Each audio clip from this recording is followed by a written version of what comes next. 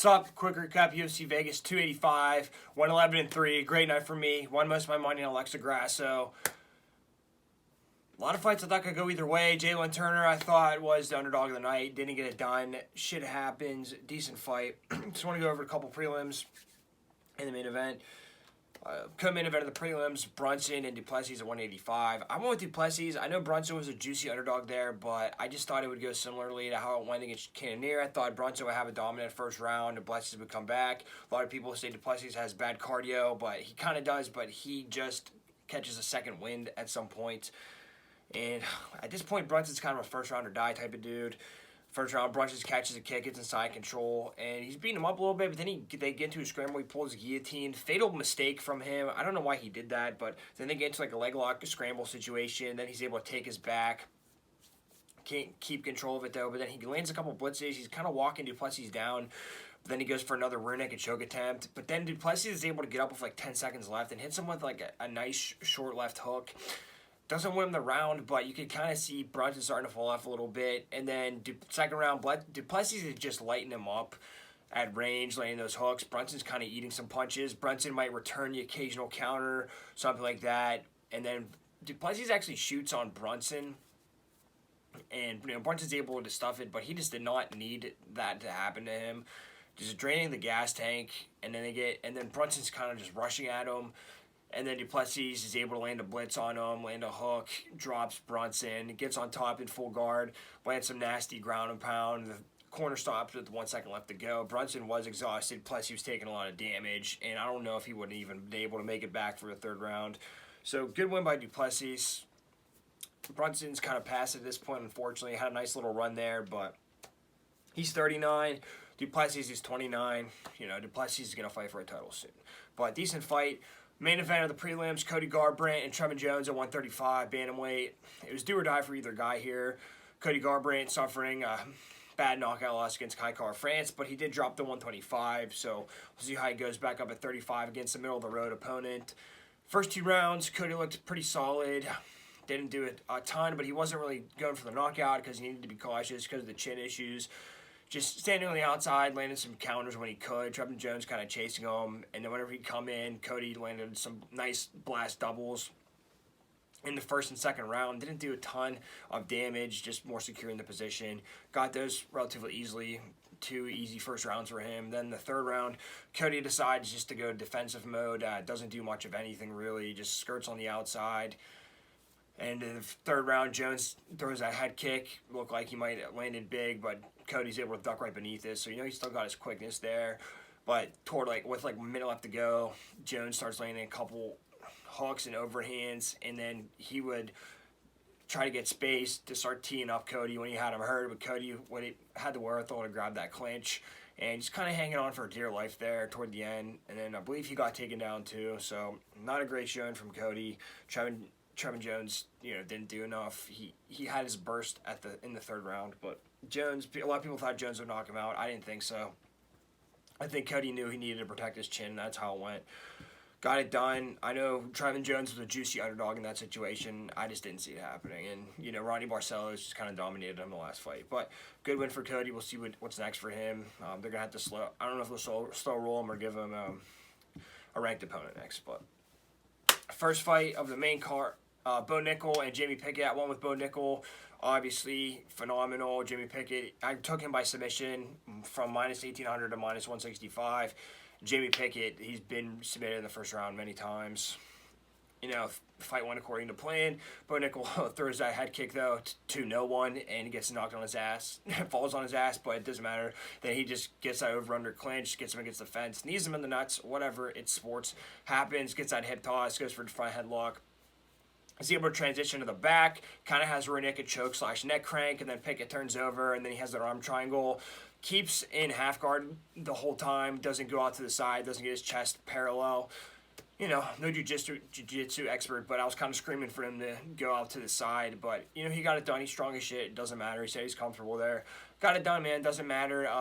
It was a test that Bo Nickel really needed to pass because Pickett was on like a 3-fight losing streak. So we just know Bo Nickel was meant for the UFC, getting that win. And he got it done. I don't know how they'll give him next. I kind of like either Andre Barriol or Julian Marquez, depending. I just think that, Pickett was able to like kind of stuff the initial takedown attempt. So he's not like invincible. I don't think he beats Adesanya right now. I don't know why it's controversial to say, but we'll see. I'm excited for his future. And second fight of the main card, Jalen Turner and Mateus Gamrot. I thought Mateus looked pretty good coming in on short notice, and I thought Turner, he took this fight on short notice as well. He was supposed to fight Dan Hooker, who's a striker. Gamrot's a wrestler, so big props to Jalen Turner, plus 190. I thought he could knock Gamrot out on short notice. Didn't really go like that, but it's okay. Still a pretty competitive fight. I thought Turner proved himself. He proved he belongs with those top 10 guys, and Gamrot maintained relevancy in the division. But the first round, Jalen was landing some 1-2s and a front kick. He landed some counter hooks. Kind of stayed on the outside of Gamrot, doing a good job, just trying to take some time off without Gamrot taking a shot. But then Gamrot hits a blast double when they're going back and forth in the pocket. Jalen gets his back up to the wall, though. He eventually gets up. Does a decent job of that. He's not accepting of the position. But then Jalen landed a straight right, and Gamrot hits that low single in the pocket, and then Jalen gets up against the wall again. Competitive first round. Second round, I thought Jalen was looking pretty good. Gamrot starts establishing a jab, though, and a lead hook. But then he'll just kind of retreat. But then he landed a cross off of Jalen's leg kick. But then Jalen starts landing leg kicks and body kicks, and he's able to stuff a single leg attempt. And then Jalen's able to land a hook. He stuffs a double, and then he lands a flurry. Doing pretty good, lighting him up. But then he makes a huge mistake. I think this cost him the entire fight, honestly. He throws a naked step-in leg kick, and then Gamrot snatches that up, gets the takedown, puts him in a crucifix, lands some shots. Cost him, man. He was doing really good up until that point, but you throwing a naked leg kick on a wrestler who's already shot on you, just, not a good IQ move, but, it's how it goes. And then third round, pretty competitive. Gamrot land a counter straight and then a blast double. Jalen's able to get wall walk again, though, keeps the whizzer, but then Gamrot gets double underhooks, but he doesn't do much with it. They just kind of sit on the fence there for a long time. And then Jalen lands a lead hook, and then a straight, landed some flurries. He stuffs a couple single legs attempts, presses forward, trying to chase him down, trying to land that big shot. But then he gets taken down off of a body kick, and then Gamrot lands some ground and pound right at the end. I thought all three rounds were pretty competitive. Like I said, it was a split decision. Like I said, the second round, I think that's what really cost Jalen. I don't know if he would have won or not, but he definitely is not going to win whenever he gets taken down like that and doesn't get back up. And he could have avoided that by not throwing that leg kick. Doesn't matter. Pretty competitive fight. I think both guys are people to watch out for. And Turner, pretty young. He'll be back. And Gamrot, maintained his position. He lost to Beneil Dariush, who I think is going to fight for the title. So, on to the second fight of the night. I thought this was fight of the night by far. Jeff Neal, Shavkat Rakhmonov at 170. Huge matchup for either guy. Trying to get to the title picture. I went with Shavkat by submission. Thankfully pulled it out with 1 minute to go. I knew it was going to be a tough fight, but Jeff Neal missed weight by 4 pounds. So I kind of threw a wrench in it, but I still stuck with Shavkat. And Neal kind of looked a little slow, looked a little out of it. I would like to see him, what he would have done if he was in shape and tuned in, but we got what we got, which is an amazing fight. Neal was landing quite a bit at range. He was landing some overhands and some hooks, but Shavkat was landing counter hooks to the body, counter kicks, and he was relentless with that clinch, landing tons of knees every single round in that clinch, just beating up Jeff Neal in the clinch. But Jeff Neal had decent defense. He didn't let himself get taken down. And then he got into a couple firefights, which not the greatest game plan from Shavkat. I guess he wanted to get into a fight. Shavkat ate quite a lot of punches. We know he has a chin. For how long, we don't know going forward. But in the second round, and then Shavkat landed the head kick, landed some more knees in the clinch. And then Jeff was able to land those hooks. Remember, he got pressed, landed some straight combos, kind of lighting Shavkat up a little bit. But then again, Shavkat was able to go to that clinch and get those knees, and wasn't able to take too much of a flurry there. But then second round, Neal was able to defend that single leg very nicely. But then Shavkat, after that sequence, he pulled the tie clinch, landed some knees to the body, landed some more hooks on Jeff. And then third round, Shavkat comes out, starts establishing a jab, and then he misses that. He goes for a step-in lead uppercut, and that's when Neal rocked him with the hook combination. And then he goes for the inside trip, and Neal's able to stuff it. Really great stuff from Jeff Neal there. but then he rocks him with the right cross in the clinch flurry, and then Shavkat comes back, he rocks him with the right cross, and the clinch just kind of goes wild on him, and he lands some elbows and knees, and then he gets the standing rear naked choke with 1 minute left to go. He has just like kind of like a bulldog, and then he gets in the Merkle position, steps over Jeff's knee, and gets a submission with 1 minute left to go. Kind of sweating there for a little bit, but Shavkat pulls it out. Great fight by each guy, like I said. Both guys were in that fight. I thought Shavkat won every round, but I thought Neal was very competitive in every round. I would have liked to see Jeff Neal compete in that fight if he was on weight and tuned in, but Shavkat, I think his next fight should be with Bilal Muhammad. I think they'll settle this. I don't think Colby's coming back. I don't think Hamzat's even fighting at 170 anymore. We'll do Bilal and Shavkat, and we'll settle that for the title shot. Co-main event of the night for the 125-pound women's flyweight strap, Valentina Shevchenko and Alexa Grasso. I went with Alexa Grasso plus 600. Didn't even go based on technical aspects or any film. Everybody was looking over Grasso. I heard the statement, is there any way we can cancel this fight in 2 weeks and just replace Grasso with Blanchfield from a high-profile MMA show? So I just knew right there, you have to bet on Grasso at plus 600. And it was a pretty competitive fight. I thought Shevchenko was winning, but I definitely wasn't expecting that finish, how it happened. But Grasso got it done. As long as she's competitive, you have to bet the plus 600 on her. And Valentina struggled a lot against Tyler Santos her last fight, so I just felt the momentum. First round, pretty competitive. I thought Grasso might have squeaked out the first round. Valentina was landing some head kicks, and Grasso was countering with those overhands. Grasso really getting the better of Valentina a lot in these boxing exchanges. She was able to land the cross in a flurry. She was moving in and out. And then Grasso gets the double at the end of there. So I think actually maybe not. I don't know. But she getting the better of Valentina in the boxing exchanges there. In the second round, Valentina tries. She gets a double right away. She finds out that's her bread and butter. Goes for the crucifix. Looked like Valentina might have got a finish there, kind of how she did against Andrade, but Grasso kept on fighting, and she was able to explode her hips out and able to turn in. And Valentina realized she was going to waste too much energy going for the finish there. Didn't do a ton of damage in the crucifix. She got some shots off, but Grasso was okay after that. Then she's able to land some jabs, and then Grasso blitzes, but Valentina lands some hooks, and then she gets the body lock takedown right at the end there in the second round. And Valentina starts establishing a jab. She doesn't stand in the pocket with her as much. And then in the third round, Valentina jabs Alex, but Alex is able to land those counter blitzes. And you could feel the power difference in those situations. But then Valentina is able to land a short counter, and then she gets a double into full guard, and then she lands some ground and pound, but then she stands up, and then she gets a double again and takes her back.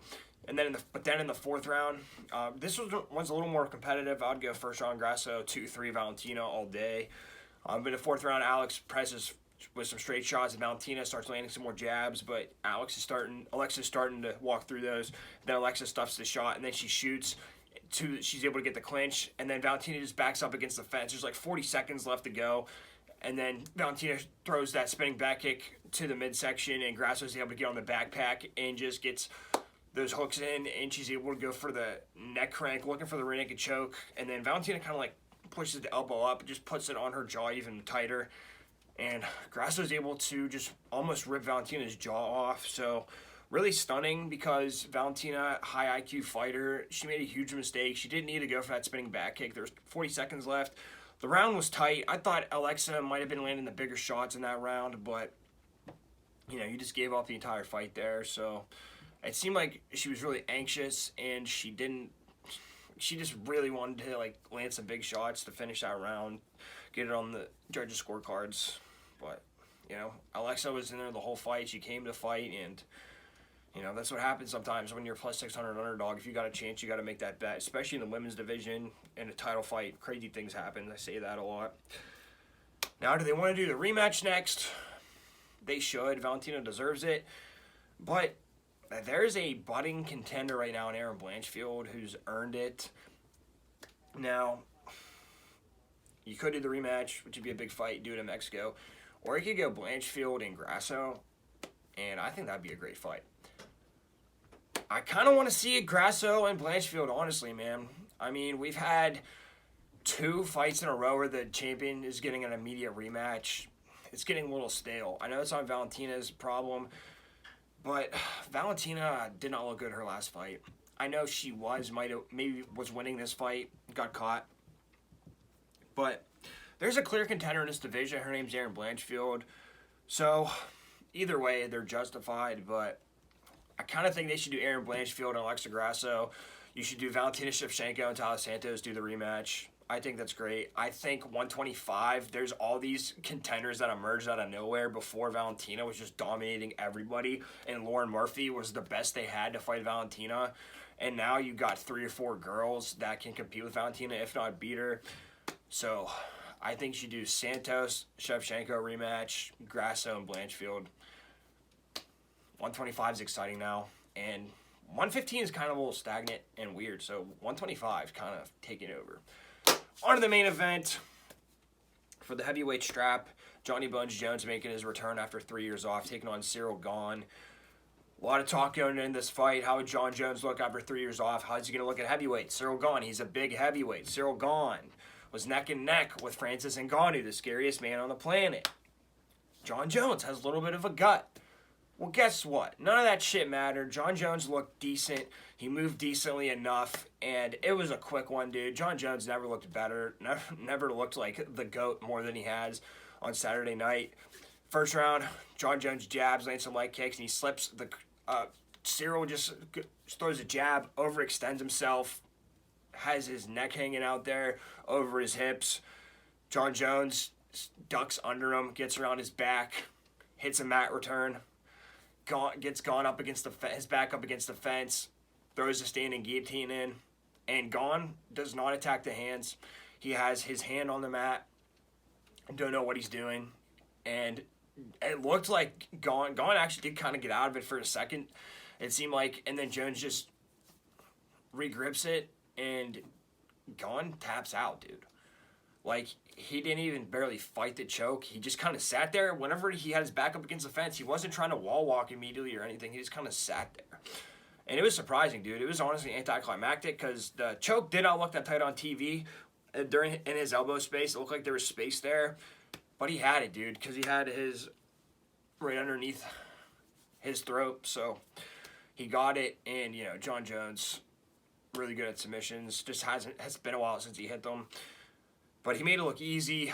Francis Ngannou, say what you will about the injury, but he went neck and neck with Cyril Gahn, and you could argue that Cyril Gahn gave up that fight. Jon Jones beat him in like 2 minutes. Jon Jones can wrestle at heavyweight. He can move okay. That's all you need to know, man. Now, I want to see Francis and Jones now more than ever because we don't know who's going to win. People are I would say Jones would be the betting favorite for that fight now. But we'll see. Is he the GOAT? I think you have to give it to him. But I think he needs to maybe defend one more time just to solidify it for everybody because GSP kind of did the same thing. He came back and won the 185 title. If Jones gets one defense under his belt, I think that solidifies it for everybody. But he's back. It was awesome to see that. He just wasted a lot of his prime, but it doesn't matter, dude. He's back, and he's here to take over. They're going to do Jones and Stipe next, which I'm excited for. But now it's kind of like, oh, Stipe's been out for like 2 years. How's he going to look? But that's what they were saying about Jones, so I don't know. But I'm really excited for it. They're going to fight in July. Quick turnaround for Jon Jones. And I'm excited. Heavyweight is really exciting now. And after Stipe, if Francis doesn't come back, he's going to fight the winner of Curtis Blades and Sergey Pavlovich, which I'm very excited for that fight. A lot of people think Curtis Blades is Jon Jones' biggest threat because of the wrestling ability. We'll see. Overall, thought 285 was awesome. Finally had a winning night. And it's like a really good month for title fights. You got Usman and Edwards coming up. Then you got Adesanya and Pereira, the second MMA fight. And then we're supposed to have Aljamain and Cejudo in May. So things are moving. We had some shitty events there, but things are getting better, getting more exciting. This weekend, you got Peter Yan taking on Rob Dwashvili at bantamweight, and bantamweight's about to get really exciting too. So, thanks for watching me. Appreciate it, and let's hope we get to see some more good fights.